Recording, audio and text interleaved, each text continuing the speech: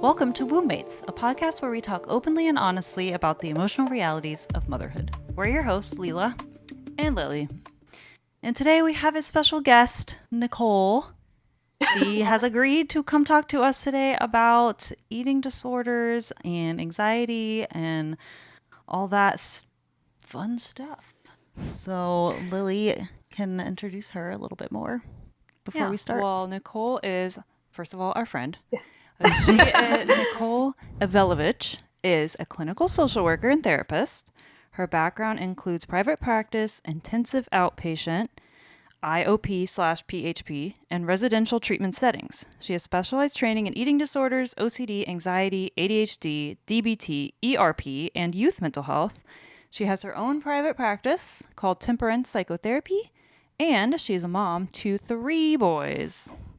So I am very grateful to have been invited here. Yes, thank you for being here with us. Yeah. I'm so excited to talk to you and learn more about your history and how you got to where you are, and also all of your knowledge. Mm-hmm. So what is your history of just how you got to specialize in these different things? Like, what interested you and got you started on your path? What led you to where you're at? Yeah, so I'm very open about the fact that I'm recovered, and throughout my recovery, I was lucky enough to have a lot of recovered professionals who helped me. And I think that also helped gain some trust there too. I developed bulimia when I was in 8th grade and then switched over to anorexia when I was in 12th grade. And then I ended up going into residential treatment my 2nd year of college. And then once I came back from residential and finished out my bachelor's degree, I was very focused on what I want to do is help people. I'm really interested in psychology, and I kind of just took my own personal journey and everything that I was continuing to learn in school and went on to get a master's in social work. And then I just continued to kind of help people and I think the most interesting thing about it was because I had the eating disorder background personally, I was able to professionally empathize and work with people with even severe mental illness in such a different way. Even people with schizophrenia and stuff. It's I have been in a place where I was not necessarily living in reality. So I can... You understand and empathize with those people. And I think people seek that out in therapists. I've noted, and you specialize in things that you struggle with. And I feel like that helps you to empathize. Yeah. And people appreciate that. Yeah. And it helps your clients feel more like they can trust what you're saying. Because you're like, I've been there. Yeah. I hear you. So your degree is in social work? Yeah, my bachelor's is in psychology and community health, and then my master's degree is in social work.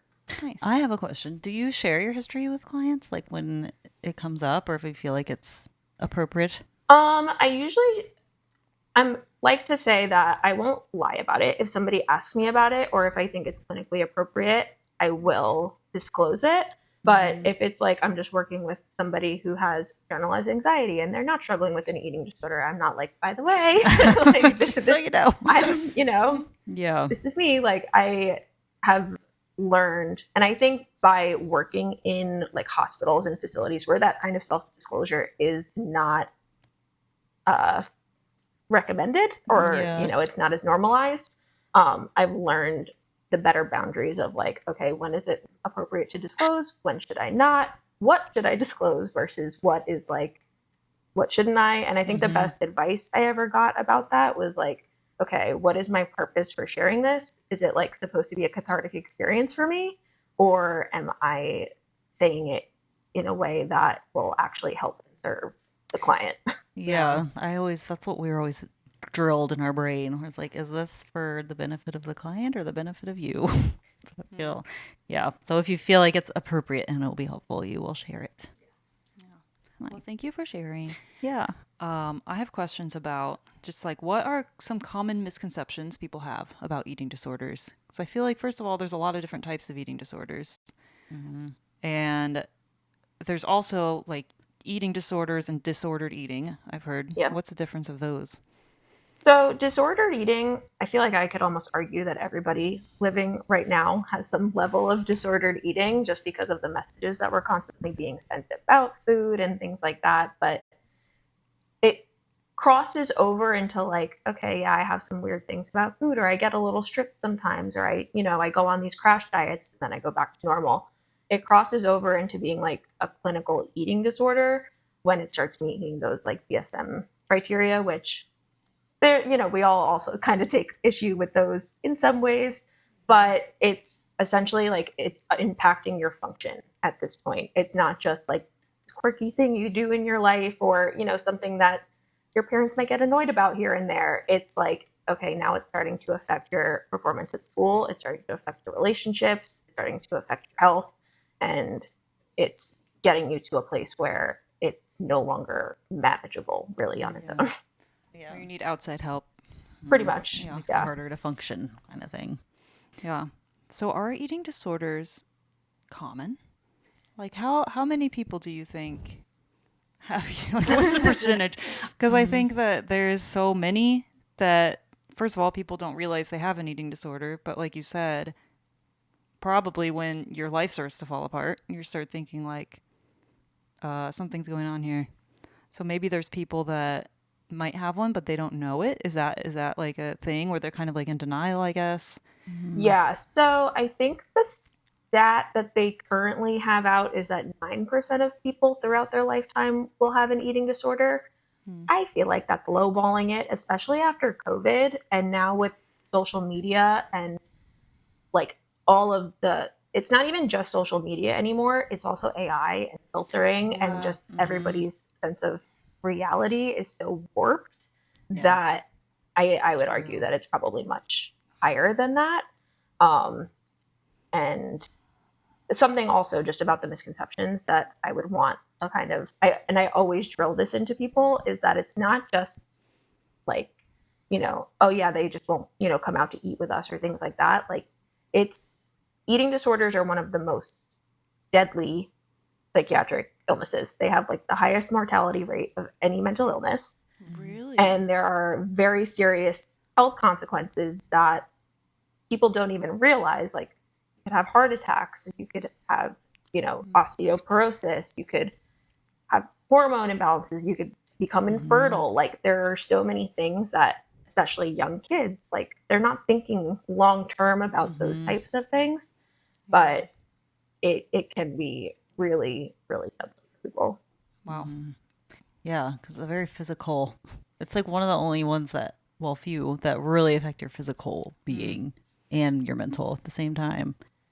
Yeah. Well, I have so many questions right now because I don't have a lot of experience of like learning about eating disorders, but there's a lot of things I'm curious about.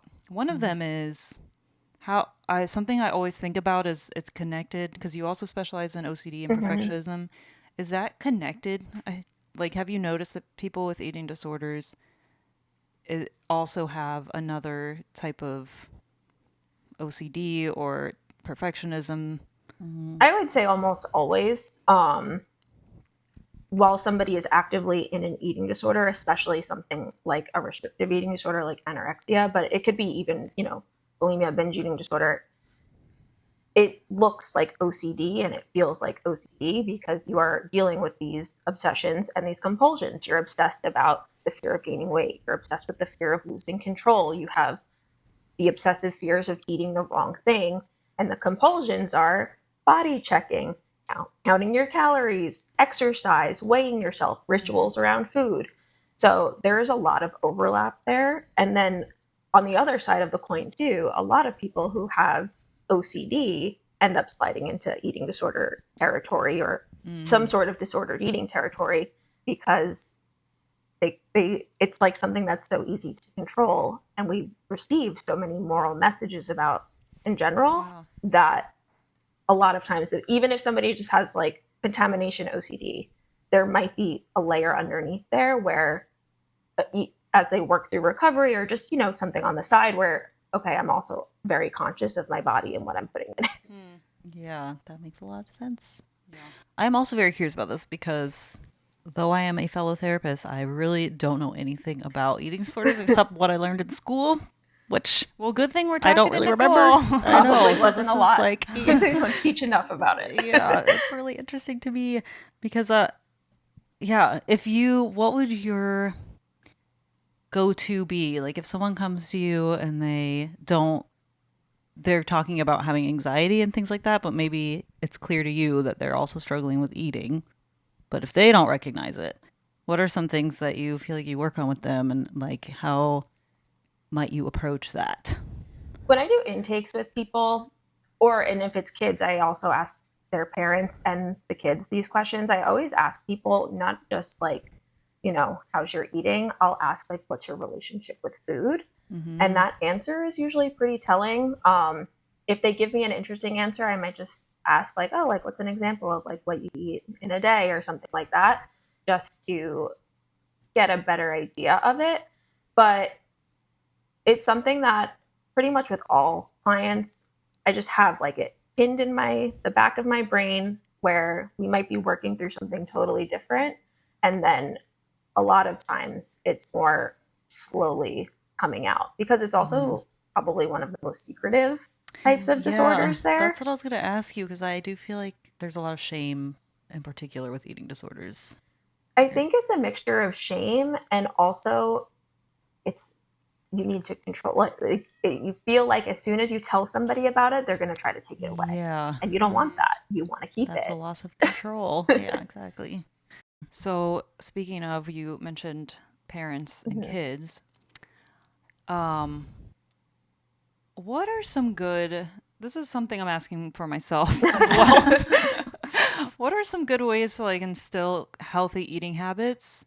Because I know that there's a lot of different conflicting information about how to feed kids, and it's really Mm-hmm. overwhelming. And for me personally, what I do with my daughter is just give her like a variety of foods and then don't make a big deal about it, everything. Because I've read that if you kind of make a big deal about eating and how much they're eating, or if they're not eating at all, then it becomes like a power struggle. Mm-hmm. And I don't know if that will relate to something later, like if kids have a unhealthy relationship with food early on because their parents either like restrict what they eat or try to force them to eat when Mm-hmm. they don't like it or something like that. I don't know. I feel like I'm asking a lot of different questions, just thinking out loud. But is that a thing? I'm assuming that's connected to like kids how they view food when they're older, Yeah, like how and maybe that their could be messages could around be it. a cause. Also, personality and Yeah. other factors, of course. But Yeah, there's so much that goes into it. I feel like, first of all, I want to just like normalize. I think every parent, at least one point or another, worries about feeding their kid at yeah, some point, whether it's like you're breastfeeding and it's like, are they getting enough?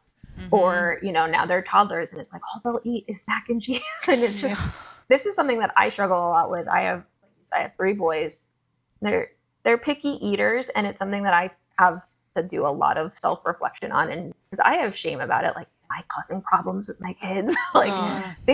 but at the end of the day, I think the most important thing, like, is modeling. Like, it's true. Mm. Like, the way we talk about food and the way we talk about bodies are how kids learn, and if they see us doing something and then we're trying to get them to do something different too, it's like, well, what's Mm-hmm. that about? Yeah. Is something that I'm doing wrong? And that's one huge thing that I always try to instill in everybody right away is like, stop labeling foods as good or Mm-hmm. bad, because there's no moral value in food, Yeah. Yeah. and a little kid doesn't know what you necessarily mean by that. Like, Yeah. oh, that's bad. If I eat cake, that means I'm bad. Like, Yeah. Mm-hmm. they don't, it's not like there's too much nuance Mm-hmm. for a small child to understand.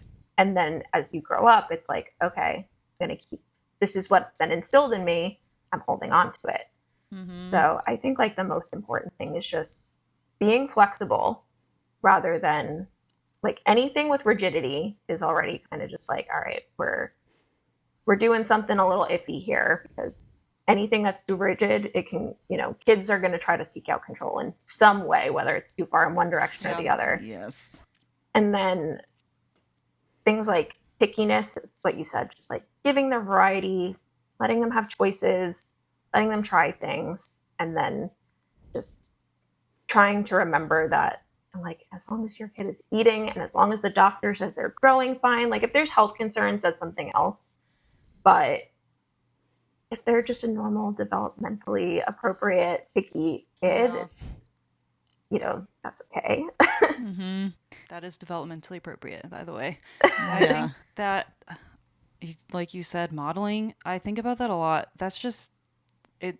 I feel like it takes a weight off my shoulders. I'm just like, all I have to do is model the things I want her to do. Because especially when they're toddlers, they like really repeat what you do, repeat everything you say, good or bad. And I think that that's just, it's like way simpler than we make it out to be. It's just model what you want for your kids. And that applies to all sorts of different things, like staying calm when they're throwing tantrums, which is really hard. And I don't know, I can't think of any more examples, but I see what I know what you mean. Eating Like like modeling in healthy general is probably And the best teaching tool. it's even sometimes like you might be well-meaning. I think that's the thing too, is like a lot of, I don't think maybe a select few, I don't think anyone ever intends to like traumatize their kids around food or their bodies or anything like that.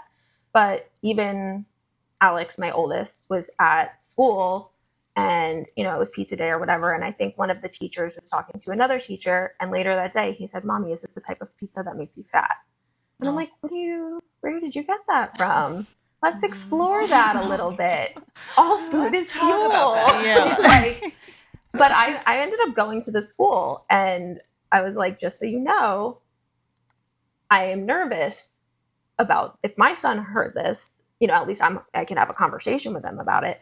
But like, a little girl might have heard that and not gone home and told her parents. She just knows now that her teacher said this makes people fat, or was even talking to a friend and was like, oh, I can't do that. I had a bad weekend or whatever. They hear everything. They know, they more than we like to give them credit for. They hear and they remember. That reminds me of when I was teaching kindergarten. There's these two girls that are best friends, and they like had a falling out in kindergarten. They were having all this drama because one of them called the other one fat. And I was just like thinking about how much that affects a 5-year-old. And then they like grow up thinking about that. And then that just really puts like a dent in your brain. I feel like just forever. You're just like, I'm thinking about all the kids that heard that in the class. They're just like, okay, so. And it also makes you wonder, where did they learn that that's an insult? That that's even something that you could say to hurt somebody. Yeah. Well, this leads me to thinking about like body image in general and like how, because I've had so many clients like that remember very specific things like that people have said to them or like that their parents have said to them when they're growing up and like continue to say as adults, like that dress, you repeat it to yourself, looks like makes you look bad, or like that I wouldn't wear that, like things like that.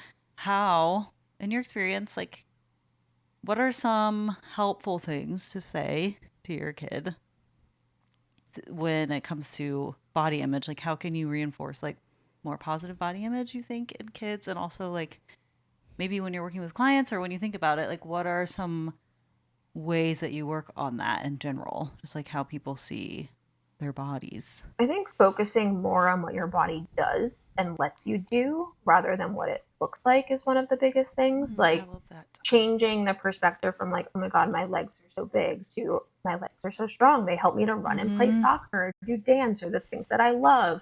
Like, oh, I'm so bloated, my stomach's so big. And it's like, okay, well, I had that really yummy meal. And, this is just more comfy for when I hug mom, or, just changing little things so that it's not all like, because it's also not one size fits all. Our beauty standards are also constantly changing.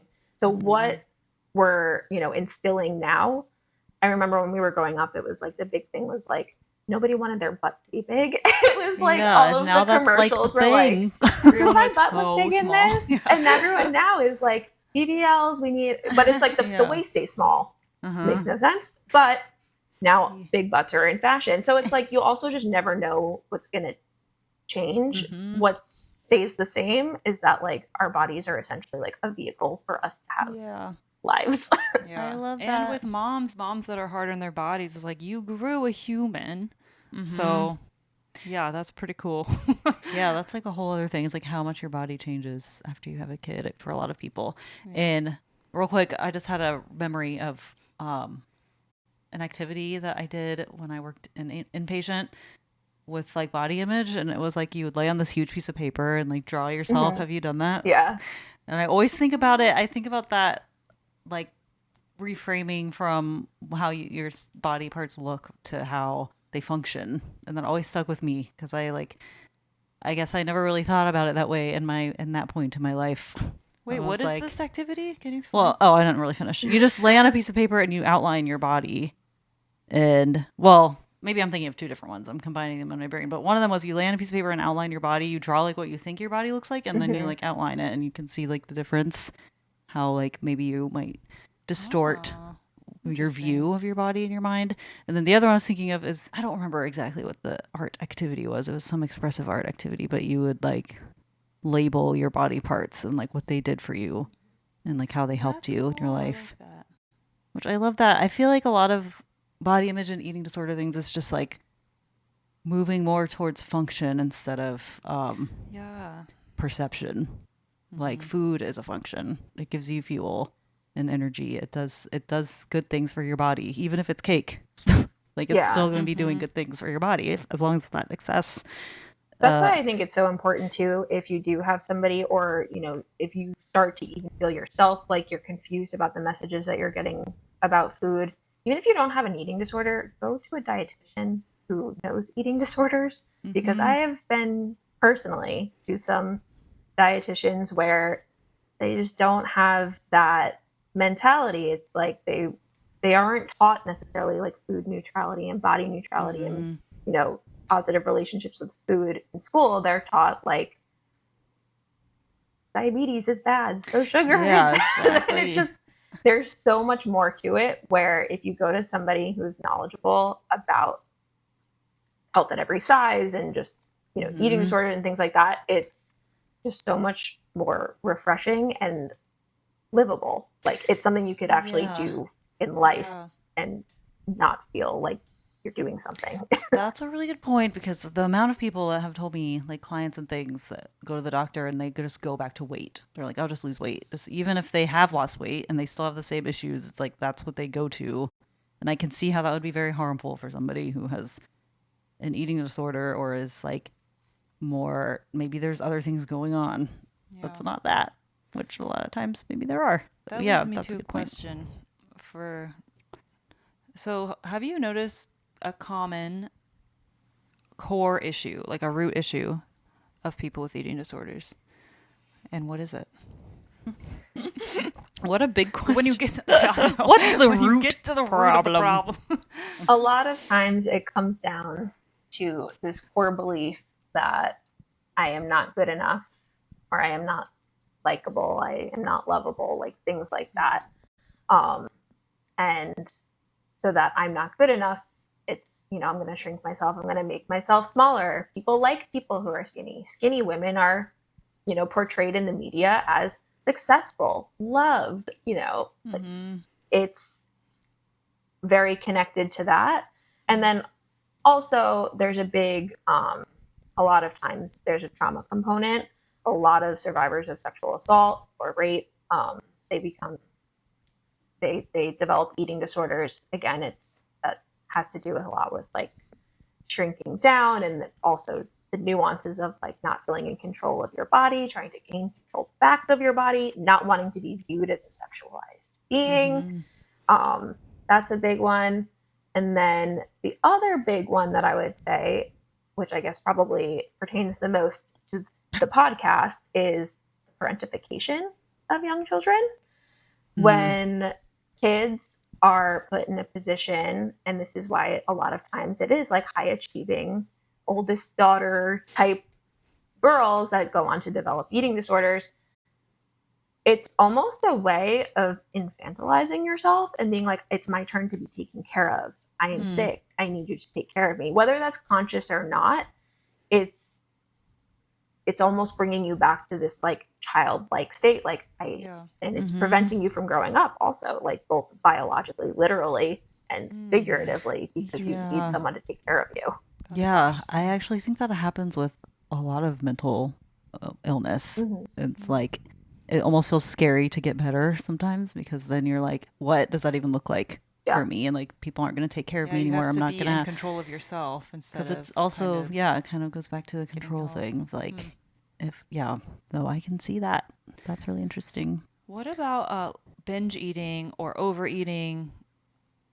I feel like that's a thing also of protecting yourself in a different kind of way. What is your thoughts on that? A lot of times, and it's a generalization, of course, but a lot of times with people who have binge eating disorder, it's they have a problem saying no, or they have just this feeling of not being, they feel empty, so they want to feel full. And then a lot of times too, what I see is they have been taught within their family, and this happens a lot in like Italian families or, Hispanic, like very food centered cultures, where it's like, you're sad, have some food. You're happy, let's have food. We're grieving, let's have this huge it's just like any emotion you've been taught essentially to stuff down with food. Yeah, like every time something comes up, it's just covered up with like, let's have food. Do you notice also food being connected to like connection with other people? And that might maybe being an issue. Like, I know in America, and well, a lot of countries, but it's like that's how you celebrate things. It's like you go to dinner together, you eat together. Yeah. I don't know if that has anything to do with anything, but do you notice any, like, does that ever come up when you're working with eating disorders, or like how that might be connected at all? I think if anything, it just helps point out how food centered we are as like a society.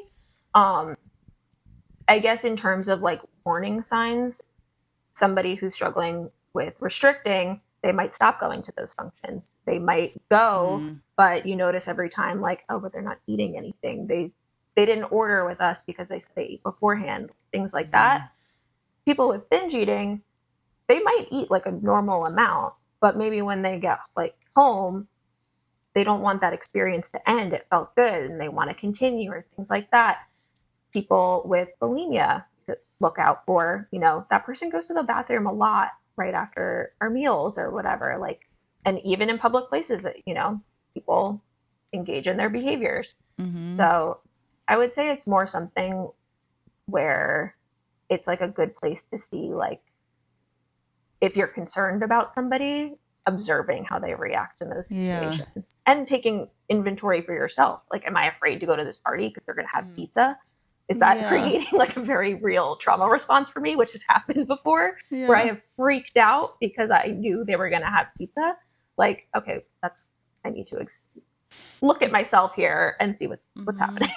Yeah, because I would imagine that would be really hard too, because we're such a food centric society. Like, it would be really hard for people with eating disorders to, like, it takes a lot of like mental energy. It sounds like go to any function, like, thinking about what food's going to be there. Is there going to be a bathroom? Is there going to that kind of thing? I would just imagine that would be a lot to think about. Yeah, because like if you think about everything you've been invited to in the past month, it's like every event had a bunch of food, and drinks, and that's true. And that's why too, it's like, you could think of eating disorders also have a lot of overlap with addiction, and they do look and feel the same in a lot of ways. But the problem is that you cannot be abstinent from food. Like, we all need food to live. So that's something where kind of thinking of it more as like fuel or medicine and things like that can be really helpful in, like, especially at the beginning of recovery. But on the other hand of the coin, I always tell clients who have struggled with anorexia, like, we're a very diet-centered culture. You are not allowed to diet anymore, just like the way somebody who is a recovering alcoholic, they can't drink ever again. Yeah. You can never go on a diet ever again. Sorry, congratulations, you're too good at them. You are the 1% who can't just go on a diet and then finish it. Like, you're done. Sorry, but that's the reality of it. We have to figure out how to eat intuitively and healthily and, sustainably instead. Yeah, I like that. The other eating disorder I recently learned about in the past few years is orthorexia. Can you talk about that? That's fair. That's like your kind of diet culture, or are they just So really over the top about orthorexia health? it's not like a diagnosable eating disorder. It would kind of fall into those like OSFED, like other specified eating disorders right now. And it also has a lot of overlap with OCD. And essentially it's just the obsession with healthy eating, eating clean, eating clean and healthy to the point where you are maybe affecting your health actually like in a negative way. It's controlling your life where again you're not going to these functions and things because you have to, or you're coming but you're bringing your green smoothie or whatever it is, like where you are not participating fully in life anymore. And it's become like if you go somewhere and you accidentally forget, your safe food that you meant to bring with you, and now you're forced to have to eat what they made, it will create a panic response. And that's how you know, like, okay, this is not just like somebody who likes to eat. Yeah, because then it's like at that point it's controlling you. Exactly. You don't Exactly. feel in Can't control live, anymore. live the life you want in that situation. Yeah, Trapped. that's interesting. I haven't heard of that. I don't think Orthorexia. Yeah. And then the other one that I guess is also something that is gaining a lot more, I don't want to say popularity. I feel like that's weird. I guess like being more recognized now is ARFID. So that's Yeah, never heard of avoidant that. restrictive food intake disorder. And it's super common in people who are neurodivergent.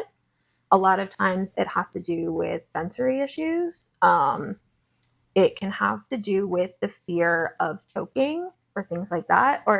And that's the problem with ARFID too, and why it goes so underdiagnosed is because it looks so different in every single person. Where I had a client once who, when I worked in the partial hospitalization program, where she was technically diagnosed with ARFID to be able to be in this program, but it was so enmeshed with OCD because she was afraid of eating that would make her sick. And to the point where she needed a feeding tube because she was not eating.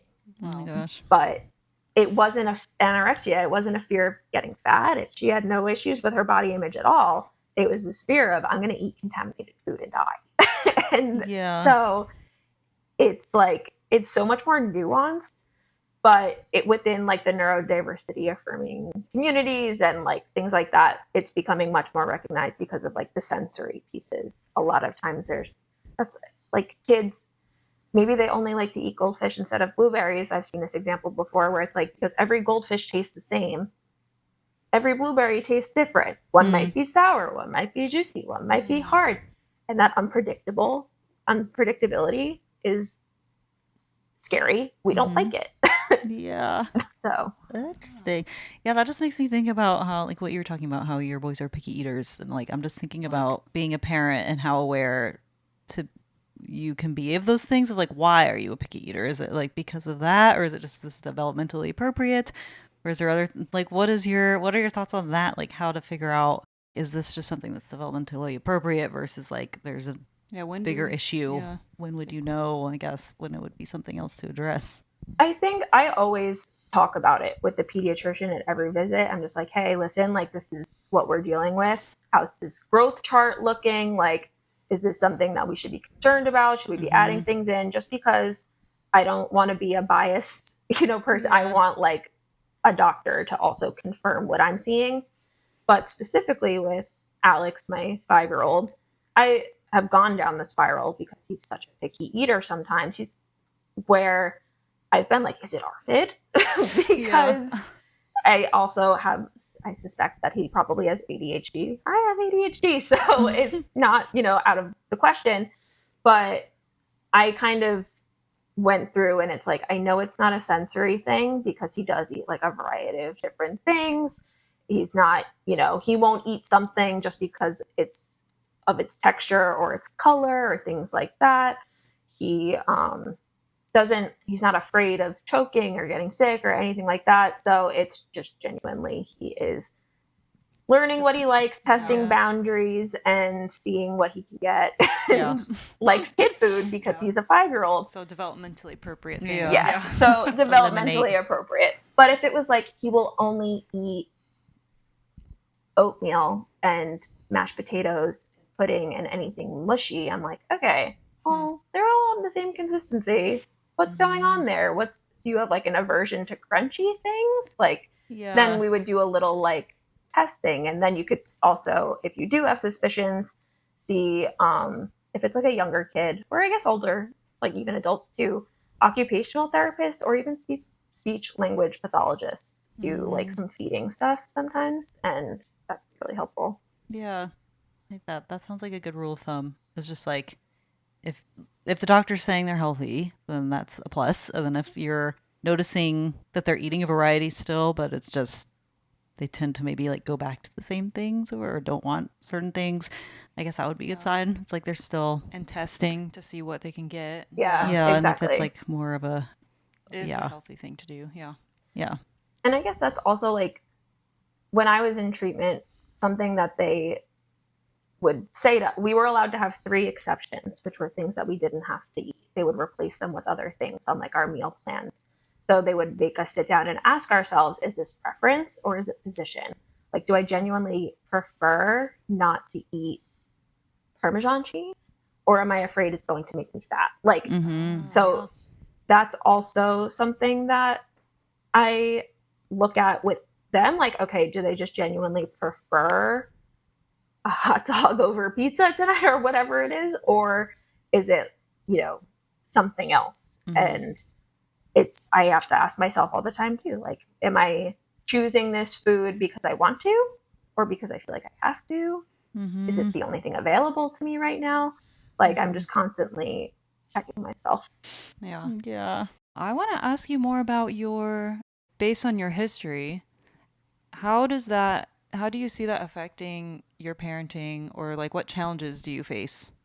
I guess not just like how does it help you, and how does it make it hard maybe? Yeah, not just around food, I guess. Just your challenges that you had growing up always affects like how you parent, I feel like, because you start seeing like things in your kids that might either like trigger you or remind you of things, or remind you of your own parents, I guess, even.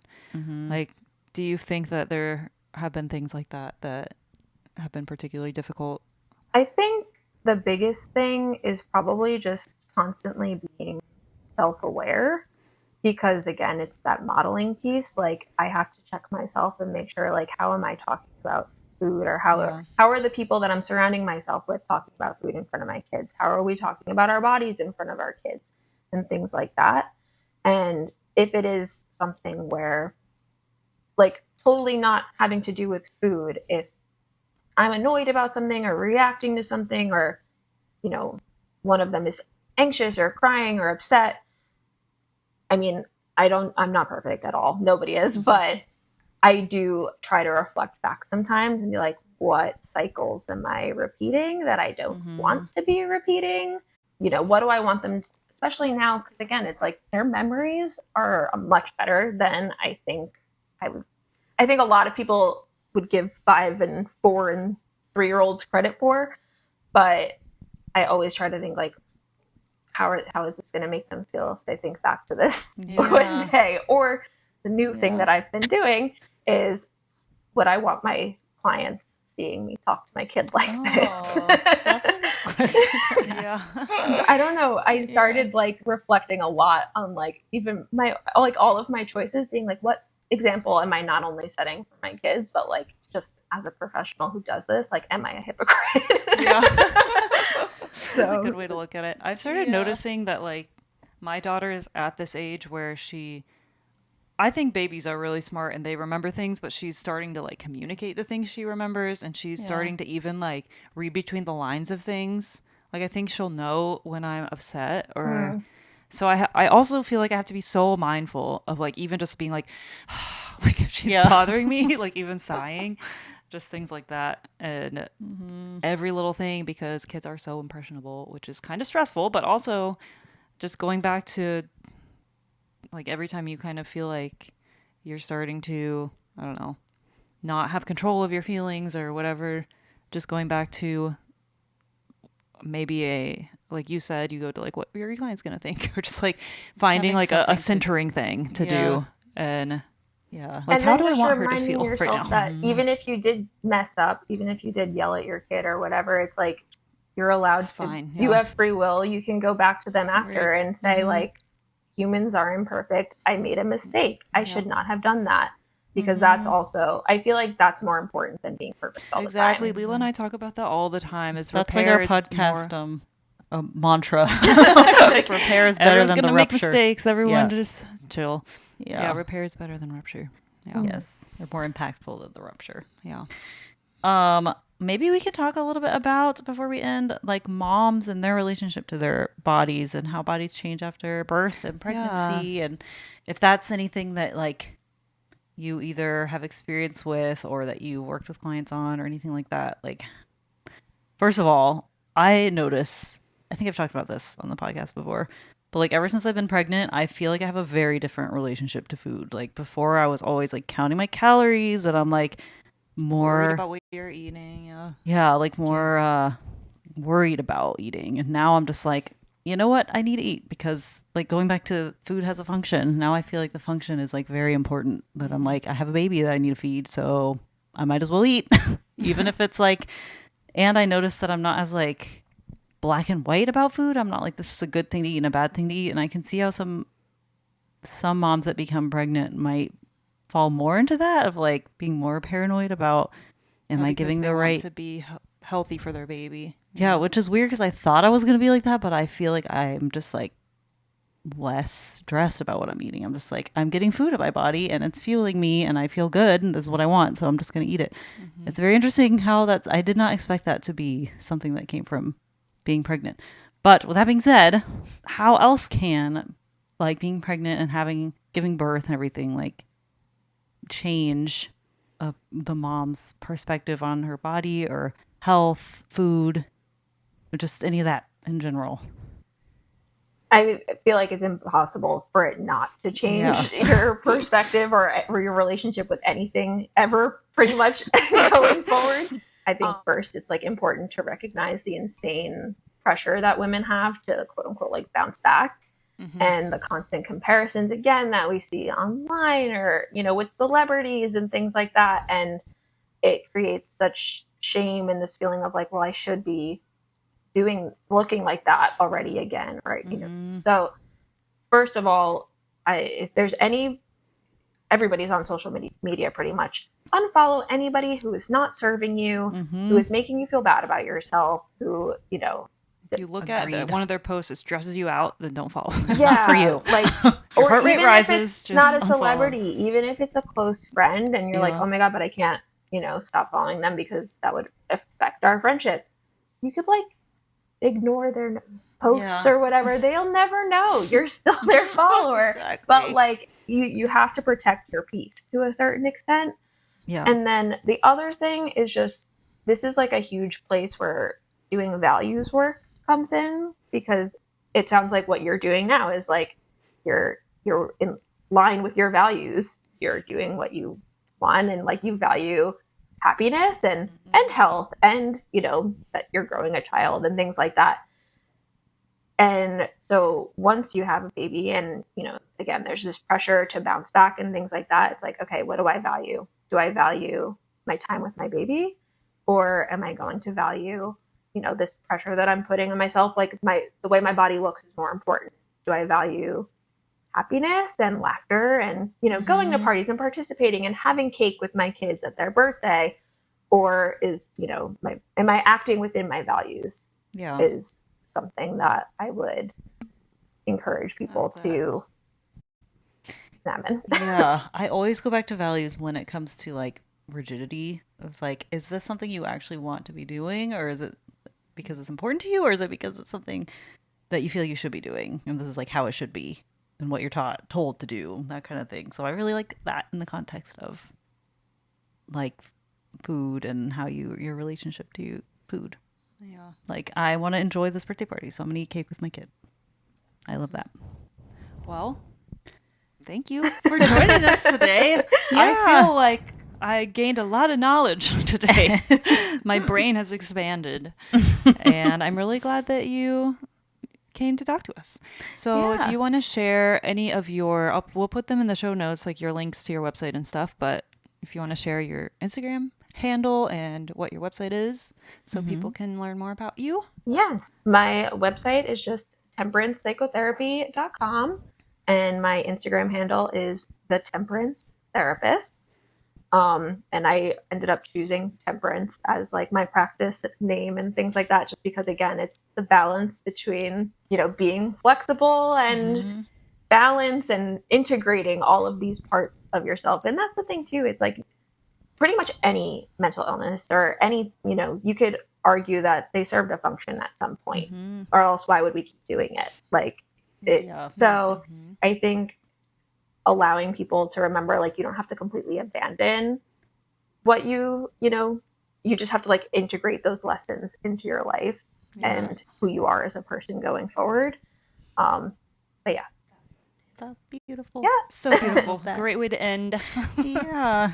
Okay, well, thank you for watching, and check out our links below for our Substack and our Instagram and to learn more about Nicole.